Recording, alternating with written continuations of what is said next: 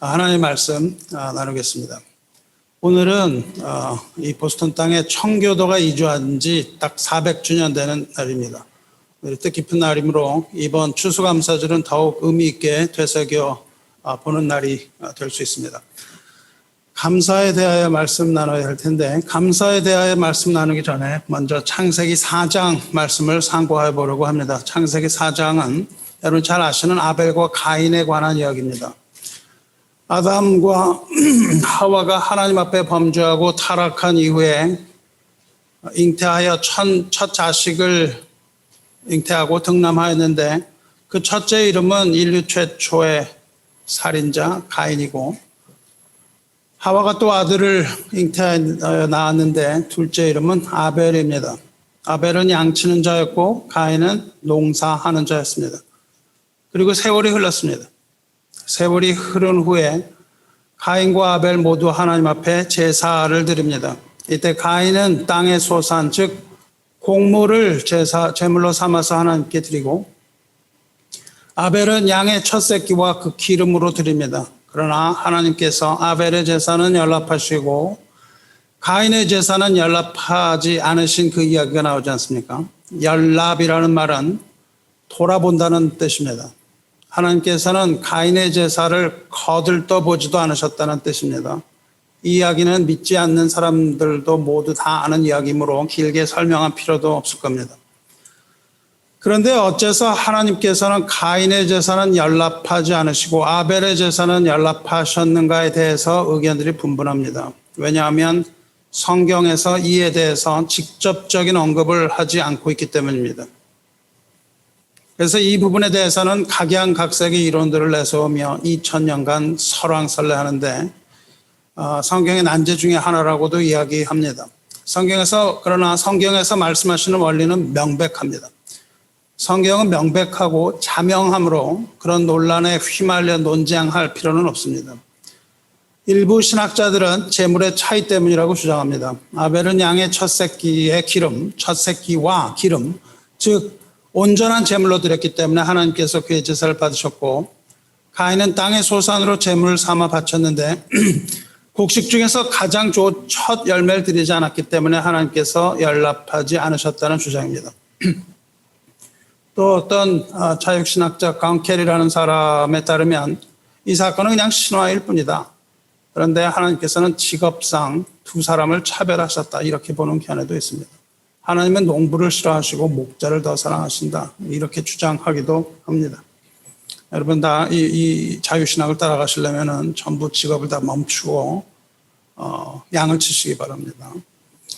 또 다른 이들은 제물이 달랐기 때문이라고 주장합니다. 아벨의 제물은 피 흘린 양인데 가인의 제물은 곡식이었기 때문에 피 흘림이 없으므로 하나님께서 제물을 받지 않으셨다는 겁니다. 이러한 주장들의 공통점이 있습니다. 이러한 주장들의 공통점은 문제가 제물에 있다고 주장하는 겁니다. 물론 이 주장들 중에 일부는 성경적으로 옳은 이야기들 하고 있습니다. 하지만 본문을 잘 읽으면 거기에 그치지 않는 것을 알 수 있습니다. 본문을 자세히 읽어보시기 바랍니다. 4장 6절 7절 읽으시면, 여호와께서 아벨과 그 제물은 연락하셨으나 가인과 그 제물은 연락하지 아니하신지라, 그렇게 적혀 있습니다. 하나님께서 돌아보신 것은 가인과 아벨이 드린 그 제물뿐만이 아닙니다. 제물뿐만이 아니라 아벨과 그 제물, 가인과 그 제물, 즉 제물에 앞서서 그 제물을 드린 사람을 받지 않으셨다는 것을 우리는 간과해서는 안 됩니다. 왜냐하면 하나님께서는 예물을 받으시지만 예물에 앞서 그 사람을 받으시기 때문에 그렇습니다. 예배에 있어서, 여러분 예배에 있어서 예물보다는 예물을 드리는 사람, 즉 여러분이 중요하다는 겁니다. 하나님께서 연락하시느냐 아니냐를 결정짓는 더 중요한 요소는 예배자입니다. 예배의 결정적인 요소는 예배자의 마음가짐이라는 겁니다. 영과 진리로 드리는 예배라야 주님께서 받으시는 거예요. 아무리 좋은 예물을 가져온다 하여도 하나님께서는 그것을 기뻐하지 않으신다는 겁니다. 오늘 읽은 시편 50편 그 다음 편에 계속해서 그 이야기가 나오는데 주께서는 제사를 기뻐하지 아니하시나니 그렇지 아니하면 내가 드렸을 것이라 주는 번제를 기뻐하지 아니하시나이다. 이것은 역설적인 이야기입니다. 하나님께서 구하시는 제사는 상한 심령이라 하나님이여 상하고 통회하는 마음을 주께서 멸시하지 아니하시리이다. 이렇게 말합니다. 하나님께서 기뻐하시는 것은 번제의 그 행위가 아니라 예배를 드리는 자, 번제를 드리는 자의 심령, 즉 상한 심령입니다. 우리가 하나님 앞에서 상하고 통회하는 심정을 가지고 나와서 이 가난한 심령, 우리의 가난한 심령을 물처럼 하나님 앞에 쏟아놓으며 구원의 하나님 앞에서 통회하며 회개하며 주님을 의지하는 것, 이것이 곧 하나님께서 기뻐하시는 예배라는 겁니다. 그냥 시계주처럼 왔다 갔다 하는 그런 신앙으로는 하나님을 기쁘시게 할 수 없고 그냥 마당 뜰만 밟고 가는 거죠. 아벨은 양의 첫 새끼와 기름뿐 아니라 자신을 하나님께 전부 드린 겁니다. 그래서 하나님께서 아벨과 아벨의 제물을 받으신 겁니다. 아벨이 무엇을 가지고 나왔든 하나님께서 그것을 보기 이전에 먼저 아벨을 보시죠. 그러나 아벨이 자신을 드릴 때는 합당한 예물을 가지고 나오게 되는 겁니다. 여러분, 예배 나오실 때는 예물만을 드리는 것이 아니고 여러분 자신을 온전히 하나님께 드려야 하는 겁니다. 여러분의 심령을 하나님 앞에 드릴 때 하나님께서는 그 예배를 받으십니다. 매일 통회하는 심령으로 하나님 앞에 나와 예배에 성공하는 믿음의 사람이 되시기를 주님의 이름으로 축원합니다. 그렇다면 예배자가 그렇게 중요하다면 예배자가 드리는 예물은 아무 상관이 없다는 겁니까? 그렇지는 않습니다. 물론 하나님께서 아벨의 예물을 연락하신 이유는 창세기에서 직접적으로 밝히고 있지는 않지만은 그 바친 예물이 중요한 이유에 대해서는 히브리서가 증거하고 있습니다. 우리가 믿음장이라고 별명을 붙인 히브리서 11장 3절을 보면 이렇습니다. 믿음으로 아벨은 가인보다 더 나은 제사를 하나님께 드림으로 의로운 자라 하시는 증거를 얻었으니 하나님이 그 예물에 대하여 증언하심이라.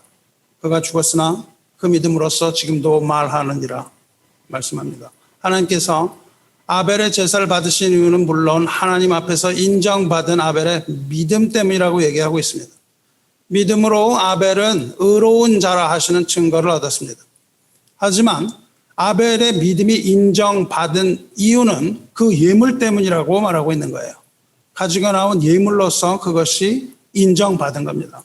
여기서 우리는 예배에 있어서 우리의 믿음뿐만 아니라 우리가 하나님께 드리는 예물 또한 중요한 것임을 분명히 알 수 있습니다. 왜냐하면 우리가 드리는 예물은 우리 마음의 발로이기 때문에 그렇습니다. 예물 자체에 어떤 의미가 있는 것이 아니라 우리가 드리는 예물의 가치는 우리의 마음으로 측정되기 때문에 우리의 중심을 보시는 하나님께서 그것을 받으시는데 우리의 마음의 중심은 곧 예물로 연결되기 때문에 그렇습니다.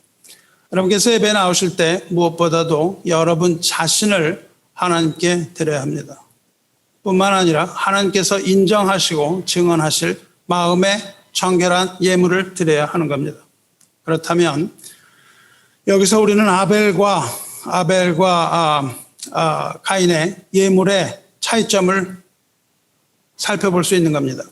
아벨의 제물은 피 흘림이 있는 양의 첫 새끼와 그 기름이었으며 가인의 제물은 피 흘림이 없는 곡식이었습니다.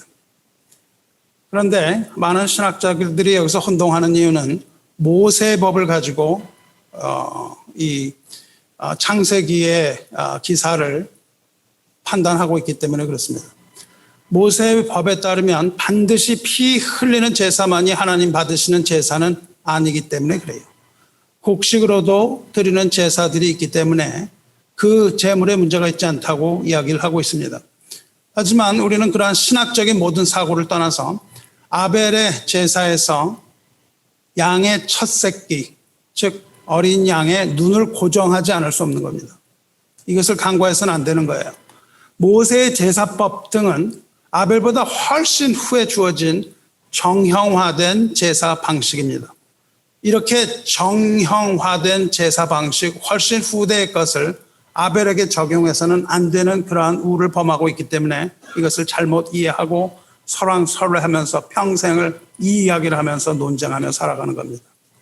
아벨에게 적용하지 말고 우리는 아벨의 제사를 모세의 제사에 적용해야 되는 거예요. 먼저 있는 일을 정형화되고 규격되지 않은 것을 가지고 정형화된 것을 보아야 되는 것이에요.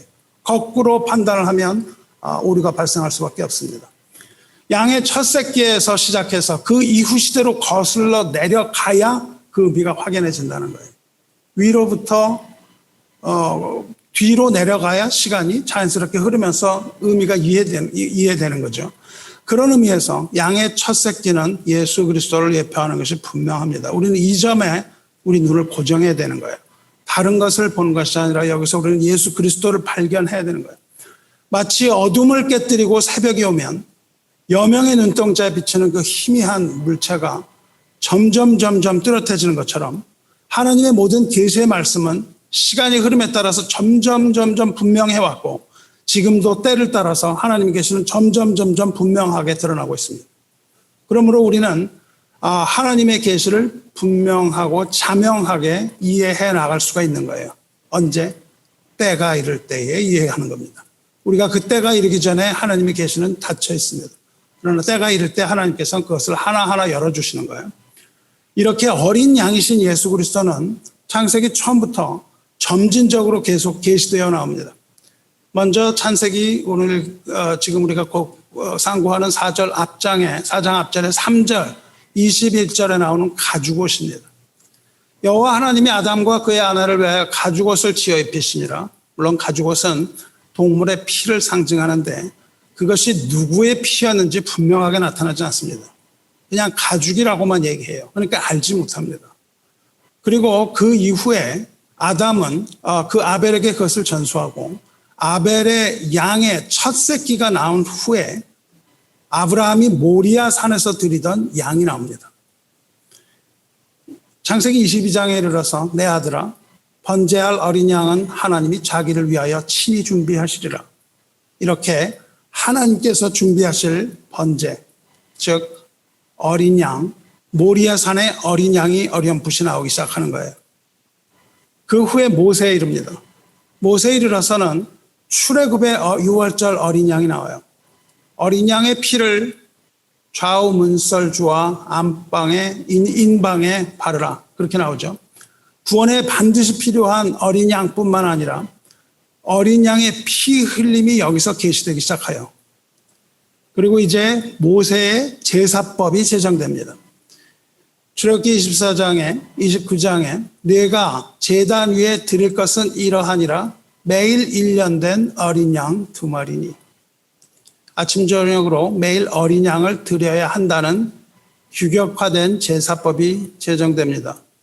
어린 양으로 번제와 속죄제와 속건제를 드려야 했습니다. 그 다음에는 어떤 계시가 전개될까요? 그 후에는 어린 양이신 메시아에 대한 계시가 점점 밝아집니다. 그 어린 양이 메시아임을 드러내요. 이사야서 53장 5절부터 7절 말씀에 그가 찔림은 우리의 허물 때문이요 그가 상함은 우리의 죄악 때문이라. 그가 징계를 받음으로 우리는 평화를 누리고 그가 채찍에 맞음으로 우리는 나음을 받았도다. 우리는 다 양 같아서 그리 행하여 각기 제 길로 갔거는 여호와께서는 우리 모두의 죄악을 그에게 담당시켰도다. 그가 곤욕을 당하여 괴로울 때도 그의 입을 열지 아니하였으며 마치 도수장으로 끌려가는 어린 양과 털 깎는 자 앞에서 잠잠한 양같이 그의 입을 열지 아니하였도다. 끌려가는 어린 양의 모습이며 이것은 고난당할 메시아에 대한 계시입니다. 여기까지 이 시대에 살았던 사람들은 그 어린 양에서 대한 것을 들었고 그것이 메시아를 예표한다는 것을 어렴풋이 알았지만 그것이 어떤 메시아인지는 잘 몰랐어요. 그런데 이때 사람들은 깜짝 놀랍니다. 그들이 생각하던 메시아가 어린 양과 같이 고난당하는 어린 양이라는 것을 이때 처음 듣게 돼요. 그리고는 유대인들은 그것을 다 잊어버립니다. 그래서 지금도 유대인들은 이것을 모르고 있습니다. 유대인들은 오직 토라, 모세 오경만을 알기 때문에 그렇습니다. 이렇게 계시는 조금 밝아졌습니다. 이렇게 밝아진 어린 양 계시가 이제 신약 시대에 이르러서 점점 밝아집니다. 신약에 이르러서는 세례 요한에 의해서 그 실체가 점점 뚜렷하게 드러납니다. 요한복음 1장 29절에 예수께서 자기에게 나오심을 보고, 자기는 여기는 세례 요한이죠. 예수께서 세례 요한에게 나오심을 보고 이르되 보라, 세상 죄를 지고 가는 하나님의 어린 양이로다. 계시되죠. 도수장으로 끌려가는 어린 양이 누구인지 드러납니다. 그리고 이제 그 이후에 어린 양은 우리가 아직 알지 못하는 시대에, 우리가 아직 이르지 않은 그 시대에 요한계시록에 수두룩이 쏟아집니다. 그것이 분명하게 계시되는 거예요. 일찍이 죽임을 당한 어린 양, 두루마리의 인을 떼시기에 합당하신 어린 양, 경배를 받으시기에 합당한 어린 양, 보좌 앞에 앉으신 어린 양, 만주의 주시오 만왕의 왕이신 어린 양, 백성을 인도하시는 어린 양, 속량함을 받아서 처음 익은 열매를 취하시는 어린 양, 구원하심이 보좌에 앉으신 우리 하나님과 어린 양에게 있도다. 보좌에서 통치하시는 어린 양, 교회와의 혼인잔치에 참여하시는 신랑으로서의 어린 양, 악의 세력을 명하시는 어린 양, 영원한 성전의 등불이 되시는 새하늘과 새 땅을 비치시는 등불이 되시는 어린 양, 이렇게 이루 말할 수 없는 어린 양에 대한 하나님의 계시와 말씀이 완전히 밝아지는 거예요. 그리고 우리는 요한계시록에 이르러 그 어린 양이 누구인지를 분명하게 하는 것입니다. 그래서 거기에는 계시가 하늘로부터 쏟아지는 거예요. 점점 뚜렷하게 계시되어서 요한계시록에만 28번의 어린 양에 대한 계시가 드러나고 있는 겁니다. 아벨의 제사는 이 거대한 담론의 처음 부분에 해당하는 거예요. 그리고 하나님 구원 계획의 비밀을 처음 여는 열쇠 부분에 해당합니다. 이 아벨의 제사를 통해서 우리는 하나님 나라의 비밀의 문을 열고 그 문의 안을 들여다볼 수가 있는 거예요. 이것을 빼놓고는 하나님의 경륜을 말할 수 없습니다. 그래서 사람들은 그 열쇠를 찾지 못하고 있는 겁니다. 수많은 사람들이 그 열쇠를 찾지 못하는 거예요. 아벨의 제물은 곧 세상 죄를 지고 가는 하나님의 어린 양이라는 겁니다. 예수 그리스도를 보여주기 위한 서론 부분에 해당하는 거예요.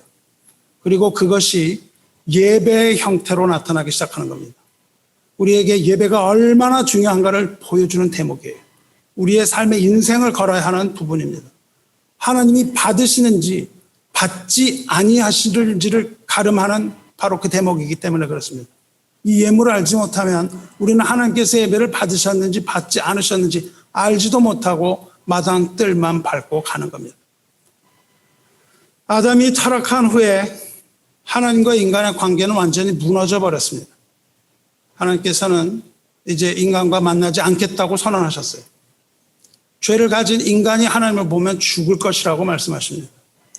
하지만 하나님께서 하나님의 자비를 베푸셔서 인간을 만나는 장소를 딱 하나 남겨두셨는데 그것이 바로 제단입니다. 하나님께서는 제단이 아니고서는 인간을 만나지 않으십니다. 그것은 옛날 얘기가 아니라 새하늘과 새 땅이 회복되는 날까지 지금까지 변함없는 철칙입니다. 하나님은 반드시 제단에서 인간을 만나십니다. 여러분과 저는 이 제단 앞에 나가지 않고는 하나님을 만날 수가 없습니다. 이 제단을 구약시대 하나님께서는 속죄소라고 부르셨습니다. 속죄소는 그 이후에 모세가 만든 법궤가 있는데 그 법궤의 뚜껑, 그 평평한 판을 말합니다. 그것을 순금으로 쌌습니다. 그리고 그 좌우에는 하나님을 보좌하는 천사 그룹 둘이 날개로 속죄소를 덮고 있습니다. 그룹들은 6개의 날개를 가지고 있습니다. 2개로는 자기 눈을 가지고 자기 발도 가리고 그렇게 두 날개로 날고 있습니다. 눈을 가리는 이유는 하나님 보면 죽기 때문에 그렇습니다. 발을 가리는 이유는 자기가 더럽기 때문에 그렇습니다. 그래서 자기의 팔을 가리고 눈을 가리고 2 날개로 나르면서 하나님을 좌우로 보좌하며 그 속죄소를 덮고 있습니다. 날개로 가려서 인간의 눈으로 하나님을 보지 못하게 하기 위하여 가립니다. 그 앞에는 거기는 하나님을 만나는 곳인데 우리가 그 앞에 나갈 수가 없는 거예요. 여기에는 대제사장이 희생 제물의 피를 들고 가서 그 피를 뿌려서 이스라엘의 죄를 속했습니다. 그때 하나님께서는 이스라엘을 만나시는 거예요. 속죄소는 인간의 죄를 용서하는 곳입니다. 그래서 거기를 속죄소라고 불러요. 왜냐하면 죄를 가지고 하나님 앞에 나갈 수가 없기 때문입니다. 거기는 무너진 하나님과의 화목의 자리를 의미해요. 나가도 죽지 않는 것을 화목이라고 부르는 거예요. 하나님 앞에 나가도 죽지 않는 것을 화목이라고 부릅니다. 죄를 속해주는 자비의 자리이며 은혜의 자리입니다. 이 제단이 아니고서는 우리는 하나님 앞에 나갈 수가 없는 거예요. 이제 이 부분에 대해서 우리는 분명한 결론을 낼 수 있는 겁니다. 아벨은 어린 양을 가지고 예배를 드린 것이고 가인은 그렇지 못했다는 겁니다. 하나님 계시의 자명함의 관점에서 볼 때에 아벨은 예수 그리스도의 희생을 가지고 하나님의 제단 앞에 나가 예배를 드린 것이고 가인은 예수 그리스도 없이 자기 생각으로 하나님께 예배 드리려 했던 겁니다. 극명한 차이는 예수 그리스도에 있습니다. 그래서 히브리서는 아벨의 제사를 믿음으로 드린 제사라고 말하고 있는 거예요. 어린 양 예수 그리스도의 희생과 어린 양의 죽음과 피 흘리심의 제사를 믿는 믿음, 어린 양의 죽음의 제사를 믿는, 죽음을 믿는 믿음으로 나갔다는 거죠. 그렇게 하나님께 예배 드림으로써 하나님께서는 그 예물을 증언하셨다는 겁니다. 하나님께서 그 예물을 증언하셨어요. 그 예물이 무엇인지를 증언하셨다는 겁니다. 하나님은 그 아들의 피를 증언하셨다는 거예요. 주하나 사랑하는 여러분, 우리는 그리스도 없이 하나님 앞에 나갈 수 없습니다. 그리스도 없이 하나님 앞에 나가면 하나님께서 연락하지 않으십니다. 주 예수 그리스도의 이름으로 하나님의 제단 앞에 서는 예배자, 오직 영과 진리로 예배드리는 예배자의 예배만이 하나님께서 돌아보시는 예배예요. 영은 성령을 말하며 진리는 예수 그리스도를 말합니다. 성령의 임재 가운데 예수 그리스도 안에서 예배드리는 예배자의 예배만을 하나님께서는 받으시는 거예요. 어린 양의 피가 아닌 자기 정성이나 행위로 나가는 예배는 하나님께서 받지 않으시는 종교놀이에 불과한 겁니다. 예수 없이 나가는 그 정성이나 행위를 자기 의라고 부릅니다. 예수 없이 자기의 의로 나가는 예배는 하나님께서 받지 않으시는 겁니다. 자기의 의로 나가는 자는 하나님께 버림받습니다. 우리는 하나님의 의를 가지고 나가야 합니다. 그리고 하나님의 의는 곧 예수 그리스도를 말합니다. 즉 하나님의 의, 하나님의 아들 예수 그리스도의 피를 가지고 제단 앞에 나가서 하나님을 만날 수 있는 거예요. 하나님께서는 오직 그 아들 예수 그리스도의 이름으로 나갈 때에만 만나 주시는 겁니다. 이 일 후에 어떻게 된지 잘 아시죠? 가인은 예배에 실패했습니다. 가인이 예배에 실패하니까 그 안색이 변합니다. 안색이 변했다는 것은 심하게 분노했다는 뜻입니다. 안색이 변했다는 말은 고개를 떨어뜨렸다는 뜻이에요. 분노로 고개를 숙이고 치를 떨었다는 겁니다. 가인의 분노는 점점 더 성장해서 결국 자신을 통제하지 못합니다. 자신을 통제하지 못한 가인은 결국 살인을 저지르게 되죠. 살인을 저지르기 위해서 아우에게 말을 겁니다. 이야기할 것이 있는 것처럼 말을 걸고 살짝 들로 데리고 나가서 들에 있을 때 아무도 없을 때 돌로 쳐 죽입니다. 죄는 이렇게 성장합니다. 그 살인과의 과정에 있었던 인간의 모든 죄악이 그 사이에 다 드러납니다. 그 아우에게 말을 하고 들로 데리고 나가고 몰래 아무도 없을 때 쳐 죽임. 이게 바로 죄가 성장한 겁니다. 죄는 이렇게 성장합니다. 이것이 바로 야고보서 1장 5절에 하신 말씀이죠. 욕심이 잉태한 즉 죄를 낳고 죄가 장성한 즉 사망을 낳느니라. 바로 이 말씀이죠. 이 야고보서 말씀이 이겁니다. 가인이 살인하기 전에 먼저 하나님께서 그 안색이 변한 가인의 얼굴을 보셨습니다. 그리고 하나님께서는 가인의 죄에 대하여 경고하십니다. 내가 분하여하면 어찌 됨이며 안색이 변하면 어찌 됨이냐. 내가 선을 행하면 어찌 낯을 들지 못하겠느냐. 여기서 두 번째는 그 낯을 들지 못한다고 번역했어요. 첫 번째 안색이 변한 것은 고개를 떨어뜨렸다는 겁니다.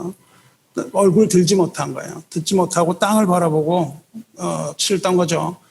내가 너는 왜 화를 내느냐 이거죠. 내가 왜 화를 내고 내가 안색이 변하는가.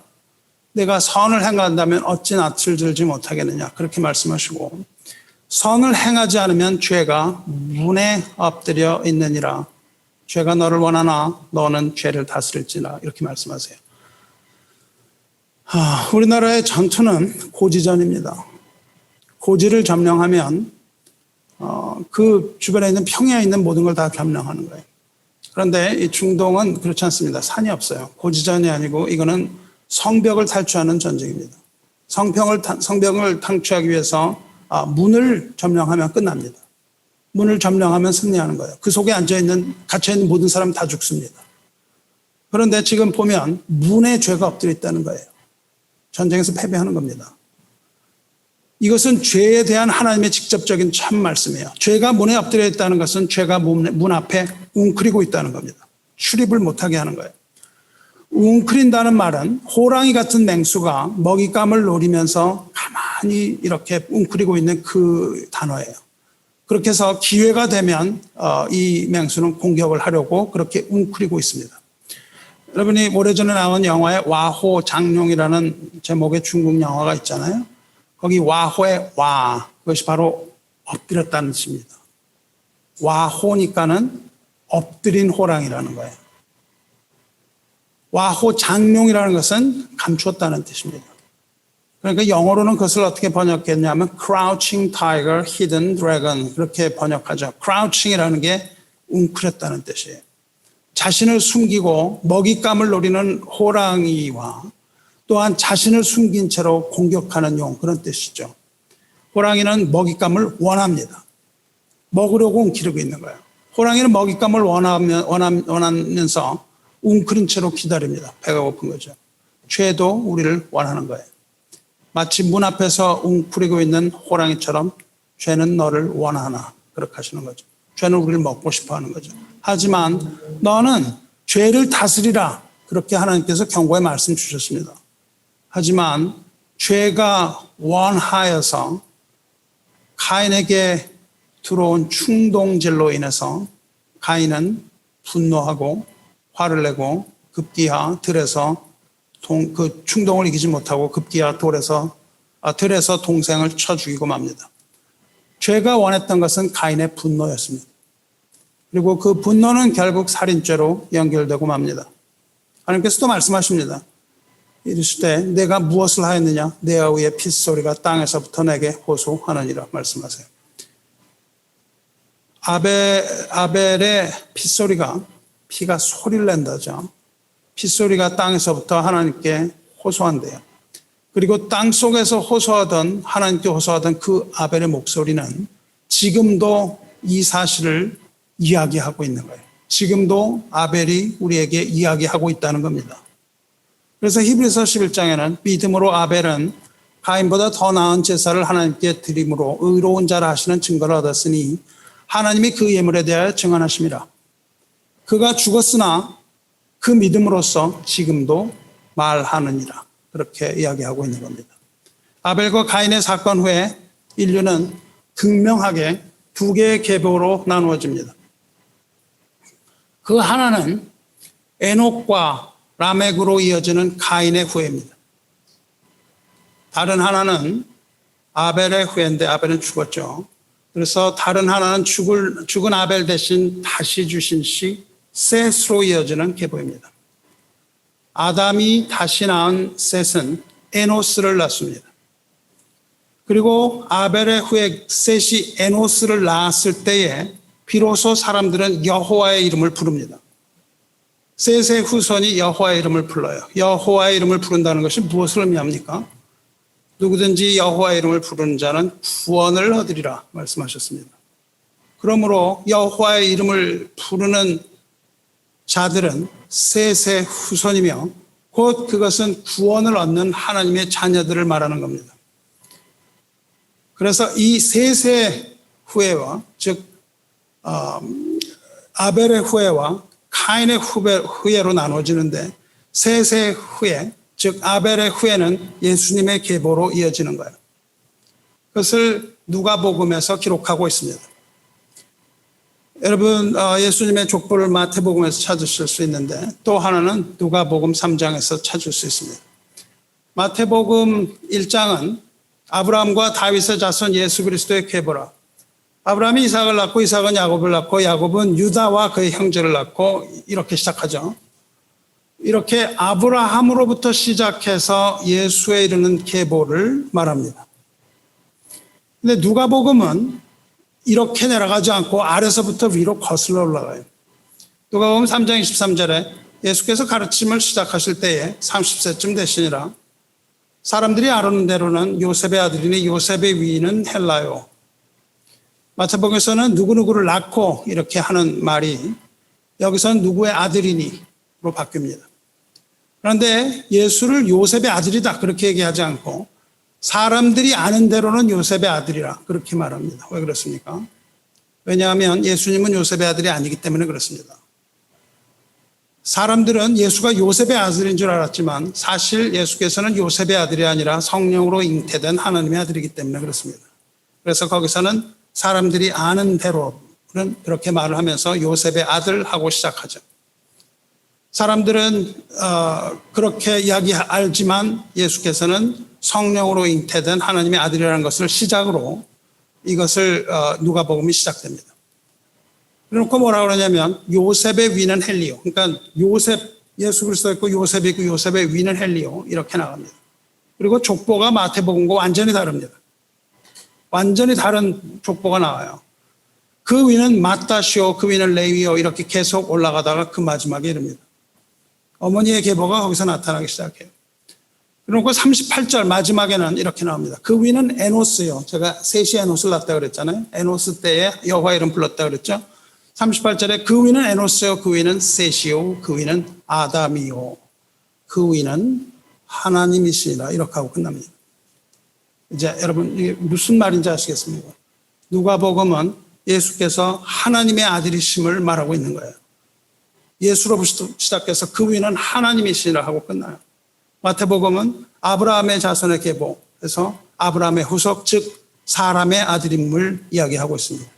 예수께서 사람의 아들로서의 계보가 있고 하나님의 아들로서의 계보를 이야기함으로써 예수께서는 온전한 사람이시오 온전한 하나님이심을 이야기하고 있는 겁니다. 이렇게 예수님의 계보를 말하고 있지만 그 계보 외에 다른 계보가 있습니다. 그것이 바로 가인의 후예이며 가인의 계보입니다. 하나님의 계보가 있고 가인의 계보가 있어요. 아벨의 계보와 가인의 계보 이것이 인류의 두 계보입니다. 가인의 계보에는 어린 양이 없습니다. 하지만 아벨의 계보는 어린 양을 따르는 계보이며 어린 양으로 이어지는 계보입니다. 가인의 계보는 복음이 없다고 말하는 세상 사람들입니다. 하지만 아벨의 계보는 예수 그리스도의 복음을 믿고 하나님의 어린 양을 따라 복음의 길로 들어가서 하나님의 제단 앞에 서는 자들입니다. 아벨의 계보는 하나님의 제단 앞에 서는 자요 여호와의 이름을 부르는 계보입니다.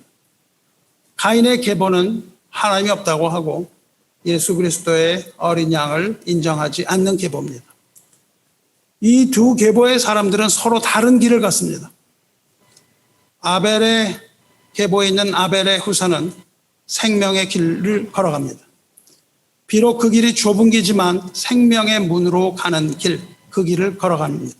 아벨의 계보에 있는 사람들입니다. 반대로 가인의 후예는 멸망의 길을 걸어갑니다. 세상의 넓은 길을 택하여 넓은 길로 가지만 그 길은 필경, 멸망과 사망의 문으로 향하는 길입니다. 아담의 후예는 영의 사람들입니다. 아벨의 후예는 영의 사람들입니다. 그리고 아벨의 후예는 승리의 길을 걸어가는 자들입니다. 하지만 가인의 후예는 육적인 자들이며 멸망의 길을 걸어가는 자들입니다. 아벨의 계보는 성경의 계보이며 복음의 계보이며 그리스도의 계보입니다. 하지만 가인의 계보는 사탄의 계보이며 적그리스도의 계보이며 거짓 선지자와 거짓 교사들의 계보입니다. 아벨의 계보는 하나님의 계보이며 아벨의 후손은 하나님의 아들들입니다. 하나님의 자녀란 말이죠. 가인의 계보는 마귀의 계보이며 가인의 후예는 마귀의 자식들입니다. 여러분은 어느 길에 설 것이며 어느 편에 설 겁니까? 진리이신 하나님 편에 설 겁니까? 아니면 세상 권세를 잡고 여러분을 거짓으로 인도하는 마귀 편에 설 겁니까? 이 두 계보의 사람들은 두 갈래 길을 걸어갑니다. 한 길은 하나님이 인정하시는 길입니다.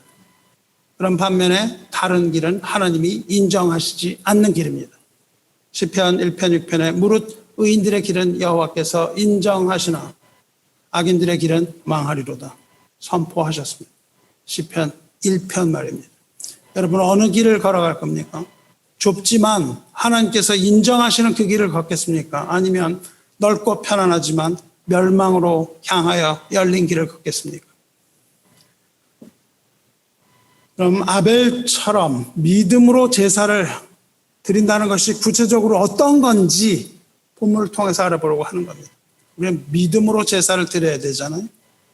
무엇이 그러면 믿음으로 제사를 드리냐는 겁니다. 시편 50편 23절 오늘 읽은 말씀입니다. 감사로 제사를 드리는 자가 나를 영화롭게 하리니 그의 행위를 옳게 하는 자에게 내가 하나님의 구원을 보리라. 여기서 감사로 제사를 드리는 자 그렇게 번역을 했는데 그것을 히브리어 원어로 충실하게 번역하면 이렇습니다. 감사함으로 희생 제사를 드리는 자 그 말입니다. 감사함으로 희생 제사를 드리는 자 여러분 이제 아시겠습니까? 감사함으로 희생 제사를 드리는 자가 하나님을 영화롭게 하는 것이고 하나님께서는 그러한 제사를 연락하신다는 겁니다. 그러니까 하나님께서는 반드시 어린 양의 희생을 드림으로 제사를 받으신다는 거예요. 그리고 어린 양의 그 희생이 곧 감사라는 겁니다. 주 안에 사랑하는 성도 여러분, 이 놀라운 비밀이 깨달아지거든 여러분 큰 소리로 아멘 하시기 바랍니다. 어린 양의 희생은 이미 이루어졌습니다.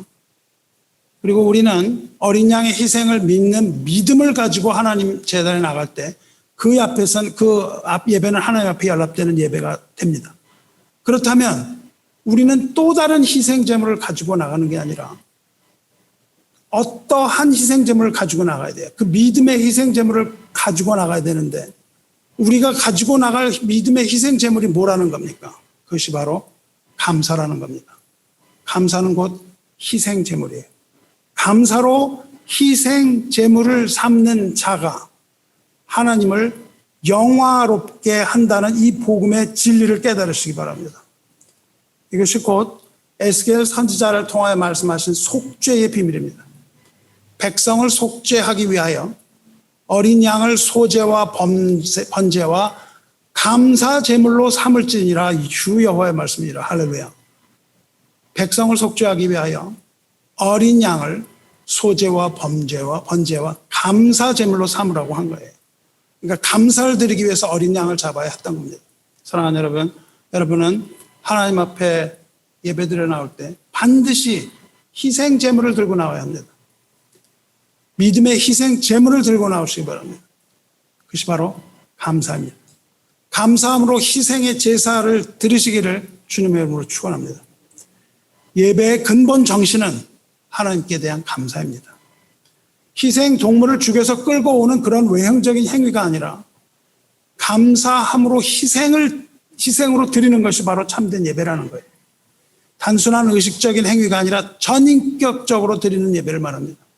우리의 전 생애를 통해서 우리의 영과 혼과 육을 모두 희생 제물로 드리는 것, 그것이 참된 예배라는 거예요. 하나님께서는 아벨의 제물을 받으신 것이 아니라 아벨과 아벨의 제물을 받으셨습니다. 감사는 자신을 드리는 겁니다. 그것이 곧 예배자의 예배 행위입니다. 사도 바울이 이렇게 말합니다. 로마서 12장에 그러므로 형제들아 내가 하나님의 모든 자비하심으로 너희를 권하노니 너희 몸을 하나님이 기뻐하시는 거룩한 산 제물로 드리라. 이는 너희가 드릴 영적 예배니라 말합니다. 사도 바울은 이러한 예배를 영적 예배라고 불러요. 영적 예배는 우리 몸을 하나님 기뻐하시는 거룩한 산 제물로 드리는 거라 그랬어요. 거룩한 산 제물. 이 거룩하며 하나님을 기쁘시게 하는 제물. 이것입니다. 영어로는 offer your bodies as living sacrifices, holy and pleasing to God. This is the spiritual act of worship. 그렇게 번역됩니다. 어린 양의 피를 믿는 여러분의 믿음과 어린 양을 통해서 하나님께 올려드리는 여러분의 감사. 믿음과 감사. 이것이 곧 여러분이 하나님께 드려야 하는 산 제물입니다. 살아있는 믿음과 살아 숨쉬는 감사. 이것으로 드리는 예배가 곧 여러분이 하나님께 드릴 영적 예배입니다. 살아서 꿈틀대는 믿음, 그리고 살아 숨쉬는 감사로 예배드림으로 하나님께 영광 돌리는 저 여러분 되시길 주님의 이름으로 축원합니다. 오늘 읽은 50편 이전에 감사로 하나님께 제사 드리는 자가 어떠한 자인지 언급되어 있어요. 이렇습니다. 14절에 감사로 하나님께 제사를 드리며, 그 말은 동일해요. 감사로 하나님께 제사를 드리며 지존하신 이에게 네 소원을 갚으며 네 환난 날에 나를 부르라. 그러니까 세 가지를 명령하고 계십니다. 하나님이 감사로 제사를 드려라. 그리고 소원을 갚아라. 그리고 환난 날에는 나를 불러라. 그겁니다. 하나님의 약속입니다. 그러면 내가 너를 건지리니 내가 나를 영화롭게 하리로다 말씀하세요. 감사로 하나님께 예배드리는 자들은 환난 날이 닥쳤을 때에 하나님의 이름을 부르라는 겁니다. 평시에 감사로 예배드리는 자들은 환난 날에 주님의 이름을 부르라는 겁니다. 주님의 이름을 부른다는 것은 곧 환난 날에 하나님 앞에 기도해도 좋다는 뜻입니다. 감사로 예배를 드리는 자는 내게 기도해도 좋다는 거예요. 감사로 예배드리는 자들이 환난 날에 하나님 앞에 기도하면 하나님께서 내가 너를 건지리니 구원하여 주시겠다는 겁니다. 감사로 제사를 드리는 자가 환난 날에 하나님 앞에 서서 주님의 이름을 부르면 구원하여 주시겠다는 겁니다. 그리고 구원하실 뿐만 아니라 영화롭게 하시다는 약속입니다. 할렐루야. 또 소원을 갚으라고 하셨어요. 소원을 갚는다고 하는 것은 예배자로서 마땅히 드릴 예배를 자발적으로 드리라는 겁니다. 우리는 그것을 낙헌제라고 부릅니다. 감사제와 마찬가지로 서원제도 함께 나누는 희생제사입니다. 이것을 자발적으로 드리는 제사, 즉 낙헌제라고 부릅니다. 그래서 54장에 이르면 내가 낙헌제로 주께 제사하리이다. 여호와여 주의 이름에 감사하오리니 주의 이름이 선하심이니이다 말합니다. 여기서 우리는 참된 예배자의 임무와 예배자가 누릴 수 있는 특권이 무엇인지 엿볼 수 있습니다. 여러분이 참된 예배자라면 여러분에게는 임무가 주어지고 특권이 주어집니다. 참된 예배자의 임무는 무엇입니까? 예수 그리스도 안에서 어린 양 예수 그리스도의 피를 믿는 믿음으로 감사의 예배를 드리는 것이 예배자의 의무입니다. 구원자는 오직 한 분이신 하나님 아버지 외에 없으며 환난 날에 부를 오직 유일한 이름인 것을 고백하며 하나님만 의지하는 겁니다. 그것이 임무입니다. 그리고 그 예배자가 누릴 특권이 있는데 예배자가 누릴 특권은 환난 날에 건져주시며 죽음과 사망의 권세로부터 구원하여 주시는 것뿐만 아니라 영원한 기쁨을 주시고 그 기쁨 가운데서 영화롭게 되는 것을 말해요. 이것이 구원과 영화의 관계입니다. 믿음으로 얻는 우리 구원이 하나님을 영화롭게 하는 거예요. 우리가 구원받은 것이 하나님을 영화롭게 합니다. 이것이 바로 예배의 본질이에요. 하나님께서는 이러한 예배자들을 찾으십니다. 영과 진리로 예배드림으로 여러분의 삶과 여러분의 예배에서 승리하시기를 주님의 이름으로 축원합니다. 예수 그리스도 안에서 여러분은 모든 마귀의 권세를 다 격파하고 주님 안에서 승리의 결과를 부르시기를 주님의 이름으로 축원합니다. 이것이 바로 거룩한 산제사입니다. The living sacrifice, 산제물입니다. 그리고 그 중심에는 거룩함이란 말이 있어요. 이것이 거룩한 산제사예요. 거룩한 주님께 거룩한 예배를 드림이, 제사를 드림이 예배입니다. 거룩이 없이는 예배 드릴 수 없는 거예요. 우리가 오늘 예배 시작할 때 부른 찬송가가 그것이죠. 거룩한 주님께 예배를 드리세. 그렇게 얘기하잖아요. 떨면서 드리는 이 작은 예물도 주님은 귀하게 받으시리. 가사가 그렇습니다. Worship the Lord in the beauty of the holiness. 우리의 그 거룩함, 아름다움 가운데 하나님을 예배합시다. 그런 말이에요. 거룩함으로 주님께 예배드리시기 바랍니다. 그것이 바로 우리를 향한 하나님의 뜻이라고 말씀하셨어요. 오늘 읽은 데살로니가 5장, 그 바로 5장이 이것이 너희를 향한 하나님의 뜻이니라 하기 이전에 그 바로 앞장에 하나님의 뜻이 무엇인지 나옵니다. 4장 3절에 하나님의 뜻은 이것이니 너희의 거룩함이라. 그래놓고 5장에 이야기하는 것이죠. 항상 기뻐하라, 쉬지 말고 기도하라, 범사에 감사하라. 이것이 그리스도 예수 안에서 너희를 향하신 하나님의 뜻이니라. 그렇게 말합니다. 이것을 우리가 수학적으로 대입을 하면 항상 기뻐하라, 쉬지 말고 기도하라, 범사에 감사하라. 이것이 그리스도 예수 안에 있는 너희의 거룩이니라. 그렇게 말씀하는 거예요. 이것이 바로 거룩의 모습입니다. 거룩 너무 복잡하게 생각하는 게 아니에요. 거룩은 그 모습으로 나타나는 거예요. 그 모습은 무엇입니까? 거룩의 모습은 항상 기뻐하고 쉬지 말고 기도하고 범사에 감사하는 삶, 이것이 거룩의 모습이에요. 주안에 사는 성도 여러분, 이것이 바로 하나님께서 연락하신 여러분이 드려야 할 거룩한 예배입니다. 히브리서는 이렇게 우리를 부릅니다. 우리가 누구입니까? 그러므로 함께 하늘의 부르심을 받은 거룩한 형제들아, 우리를 그렇게 불러요. 우리가 믿는 도리의 사도이시며 대제사장이신 예수를 깊이 생각하라. 그렇게 말합니다. 또 베드로전서에서는 우리를 이렇게 권합니다. 예수 그리스도로 말미암아 하나님이 기쁘시게 받으실 신령한 제사를 드릴 거룩한 제사장이 될지니라 말씀하세요. 신령한 제사, 산제사를 드릴 거룩한 제사장 되라고 말합니다. 요나는 잘 아시는 것처럼 요나가 물고기 뱃속에 들어가죠. 그때에 그 속에서 하나님께서 요나를 물고기 뱃속에서부터 내보내실 때 그 바로 전에 요나가 서원하고 예배합니다. 이렇게 말해요. 요나가 말하기를 나는 감사하는 목소리로 주께 제사를 드리며 나의 서원을 주께 갚겠나이다. 구원은 여호와께 속하였나이다. 그러자 하나님께서 요나를 삼킨 물고기에게 말씀하시고 물고기는 요나를 육지에 토합니다. 이것이 바로 감사로 제사 드리는 자예요. 에스겔을 통해서 이렇게 말씀하십니다. 제사장이 제단 위에서 너희 범죄와 감사제를 드릴 것이라.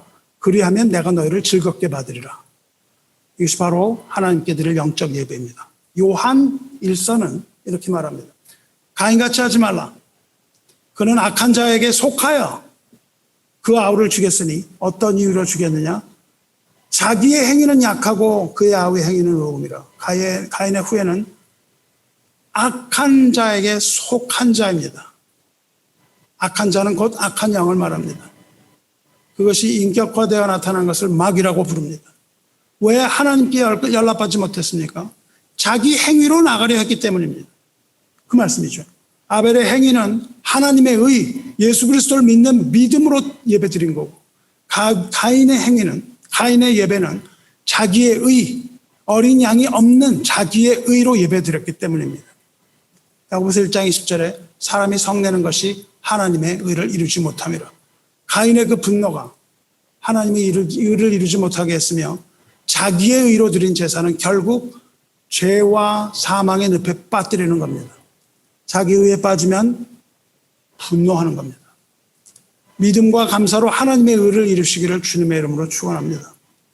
아벨은 인류 최초의 목자이며 감사로 예배를 드린 최초의 인간이며 처음으로 하나님께서 연락하신 제사를 드린 예배자입니다. 감사로 제사를 드리는 자가 나를 영화롭게 하나니 그의 행위를 옳게 하는 자에게 내가 하나님의 구원을 보리라 말씀하세요. 행위를 옳게 한다는 말을 직역하면 옳은 길을 걷는다는 뜻입니다. 옳은 길을 걷는 자가 내가 하나님의 구원을 보리라. 그 자에게 구원을 보리라. 다시 말하면 옳은 길을 걷는 자를 구원하리라 말씀하시는 거예요. 옳은 길을 걷는 자를 하나님께서 구원하십니다. 하나님 앞에 놓인 두 길이 있습니다. 가인의 길과 아벨의 길입니다.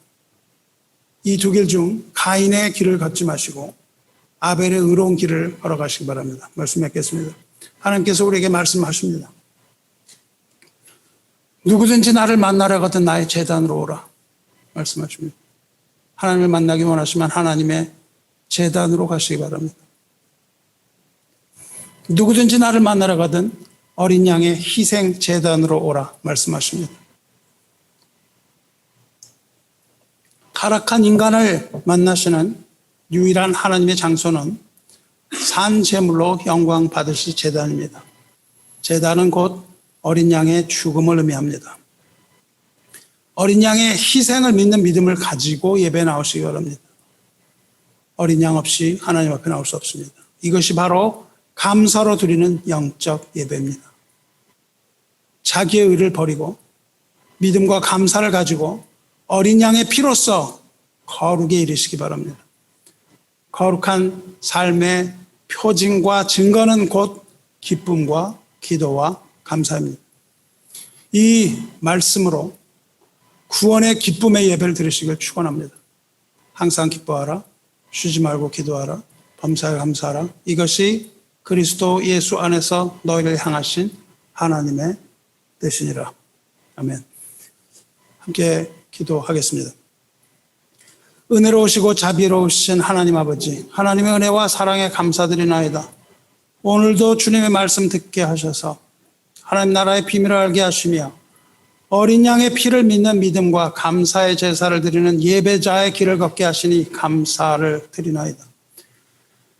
우리가 감사 예배 드리지 못했던 것 회개하게 하시고 더 이상 방종의 길에 빠져 헤매지 아니하게 하시며 이제는 하나님께로 돌아가 너무 늦기 전에 아벨의 길로 들어서게 하시며 자원하는 심령으로 감사의 희생제물 드리게 하셔서 우리의 삶과 예배를 통하여 하나님의 영광을 올리는 그런 하나님의 백성 자격 얻게 하여 주시옵소서. 단순한 의식적인 행위가 아니라 우리의 모든 삶을 하나님께 드림으로 주님께 헌신하게 하시고 하나님께 영광을 돌림으로 우리 교회가 참된 예배의 본질을 회복하며 하나님 아버지와 그 아들 안에서 거룩한 영적 예배를 드릴 수 있게 하여 주시옵소서. 참된 예배의 본질을 찾게 하여 주시옵소서. 하나님 아버지 앞에 옳은 행위로 나아가기 원하오니 환난 날에 기도할 수 있게 하여 주시고 우리가 우리 자신을 부인하고 각각 자기의 십자가를 지며 모든 경건의 연습과 예배를 통하여 하나님의 은총에 감사하는 성도가 드린 이 예배를 주님 이 시간 연락하여 주시고 하늘의 기쁨을 허락하여 주시옵소서. 하나님의 어린 양 우리 주 예수 그리스도의 이름으로 보좌에 앉으신 하나님께 기도드리옵나이다. 아멘.